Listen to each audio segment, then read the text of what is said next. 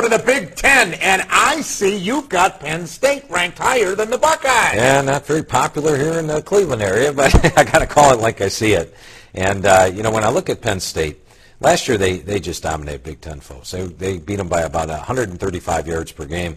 I believe Ohio State only outgained Big Ten foes by about 30 yards per game. They were far from the dominant team. And in fact, when we do our meetings every week, we would talk about a team, and it would be the team that just played Penn State or had played Penn State throughout the year, and I go, worst game of the season, Penn State. Penn State handed almost every single team their worst loss of the season. So they were a very talented team last year. Now, they only have 9 returning starters, which is a concern. They have 2 starters back on the offensive line. They lose their entire receiving corps, and they lose their entire secondary. Now, the last time Paterno lost his entire secondary, they finished number 16 in my past D rankings. Did a pretty good job. The defensive front 7 is solid. They get Sean Lee back. Remember, Sean Lee probably would have been a preseason defensive player of the year in the Big Ten.